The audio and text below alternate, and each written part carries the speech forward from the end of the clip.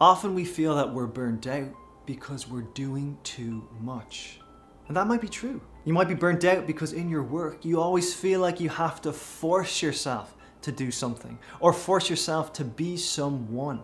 But the opposite can be true as well. You might be burnt out because you're doing too little. Too little of the things that actually matter to you, the things that you really care about. Are you spending enough time with family? Are you spending enough time with friends? Are you taking some time to yourself to be creative? Are you doing enough of the things that fill up your tank? You'll notice that when you do things that are actually meaningful to you, time goes faster, not slower. 2 hours can go by like that, and the work you do, it doesn't tire you out. It energizes you.